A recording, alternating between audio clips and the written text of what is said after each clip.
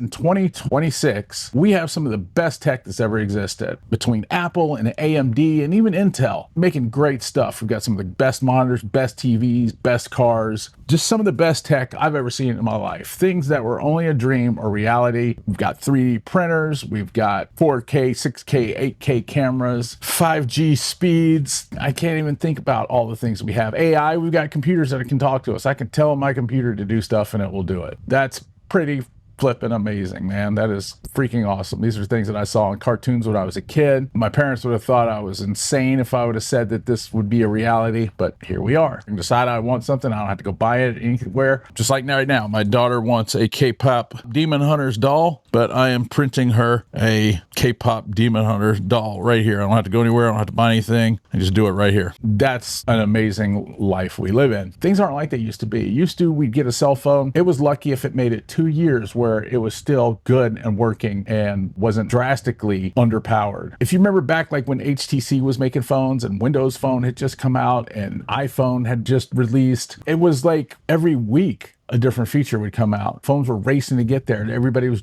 racing to get to a gigahertz speed on their processor, then to dual core. Then they were racing to get to 8 megapixels on the cameras, front cameras, back cameras, all this stuff. It was a race every time. If you bought a phone, you wouldn't care that the manufacturer didn't support it with updates after 2 years. Wow, you didn't care. You wanted a new one by then. Who cares? And it's been that way pretty much all the way up until around 2019, 2020. And then things started stagnating. Things got good. They started to stagnate, but they got good. Like the industry just got good. The computer I use came out in 2021. That's the M1 Max. I use that computer all the time, and I'm going to use it to edit this video, either that or my M1 Ultra studio computer, and I'm going to use that to edit this 6K footage and put it out on YouTube. And I promise you, I will have no problems. It will be like butter. It does it so well, and I don't think about upgrading or getting a new one or anything like that. The same thing with the Apple Watch Ultra.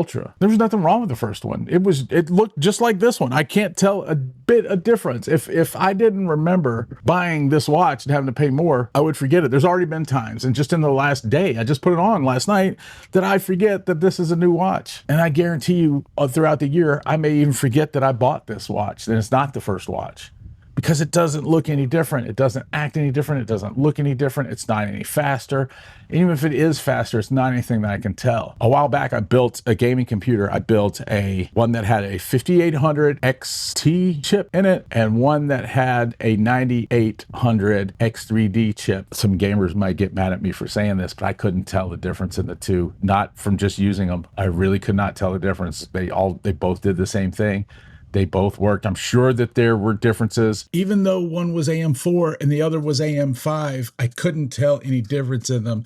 They all played the same games, and they both played them really well. They both were great computers. The AM4 edited videos just as well as the AM5 did. It really was mind-blowing. But we really have some great tech these days. Even with like my computer now, I'm not by any means saying that an M4 or M5 Max isn't faster, but it's not 6 years faster. It's not 6 years faster like it would be in the 2010s. Back then, those were two worlds apart from each other. So when I say things like Apple should support the Apple Watch Ultra, it doesn't make sense to say that in the past they've only given them 3 or 4 years of support anyway.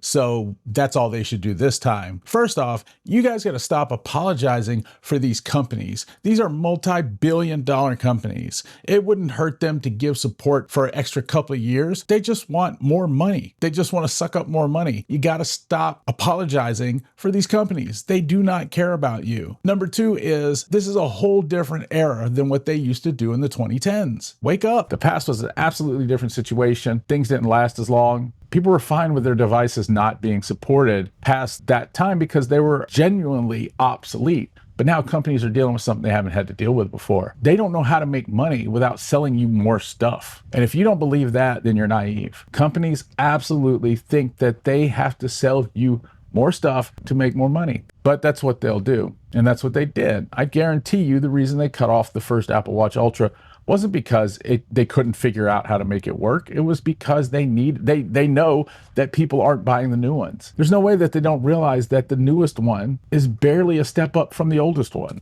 And the same thing with the computers. Where's the Mac Studio M5 Ultra? Where's it at? Of course, there's a chip shortage right now, But even if there wasn't, I feel like the problem is they're having a hard time topping it. I'm a little worried now that my M1 Max laptop may not get supported much longer. If that's true, I'm not going to be happy. And you as consumers, us as consumers, we have to say when is when. In this instance, I would say that if we all don't fight against planned obsolescence, it's coming more than ever. They're getting to a point where it's getting harder and harder to top some of these products. They've just gotten so good. I didn't get the iPhone 16 and 17 because there's nothing they do that's better than the iPhone 15 in my eyes. And the same thing with the Ultra Watch. Like, the reason I didn't get the third one instead of the first one is because I just didn't see what the difference was. There'll always be people that just get the newest thing or the best thing or whatever, but my money is finite. I don't have an abundance of it. I'd like to have some money for other fun things, so I don't want to spend it all on stuff I don't need. I don't need to have a 0.5 millimeter bigger screen. You know, I don't need to have a watch hand that ticks when nobody can see my watch. I mean, who's that for, me or somebody else? I just see the time coming. I see the time coming where these companies are cutting off these products right and left, not because they don't work, but because they can't sell you something new if they leave them supported. It's just one more reason to upgrade. I don't want products that aren't supported. I don't want anything that I bought in the last decade to not be supported. I like getting new firmware. It's like, I like firmware updates. I like getting support for my products that cost a lot of money. This camera that I'm filming on cost a whole bunch of money. And thankfully, the company, Lumix, Panasonic, they really support their stuff. The last camera I bought from them was better the day I quit using it than it was the day I bought it. And I think that that's how all products should be, because they don't have any problem putting them out when they're not finished. Used to, that was something that never happened, but it happens all the time now. Companies put out these products, they're not finished, but they still put them out. Now we don't even know how they're going to support them. A lot of people would call Apple's OS 26 one of the worst OSs that ever existed for Apple, and now they're stuck on that for a lot of products. iPads, watches, phones. iPads and watches are stuck on that OS forever. I don't know, guys. Let me know what you think. Am I wrong here? Am I tripping? Am I crazy? How long should a company support a device before they cut it off? Now, I'm not talking about in the 2010s. That's irrelevant. It doesn't matter what they did in the 2010s. In the 2010s, products didn't last for 10 years, still working. In 2026, any computer that was built in 2020, as long as it had enough RAM, is still very usable right now. I just don't think that they should be able to cut this stuff off. Honestly, I think it should be a law. I think it should be a law. If they sell something and it's still usable by today's standards, they should have to support it. Now, I don't know who's going to decide that or what the criteria would be for that, but I do think we need some protections. Let me know what you think down in the comments. If you liked this video, please hit the like button. If you haven't already, please subscribe. Also, I have another channel that's just a lot more personal. It's about my struggles trying to become a YouTuber in the tech space. I'd love it if you join me over there to watch some of those videos. There's a link down in the description. I'll see you guys in the next one. Peace.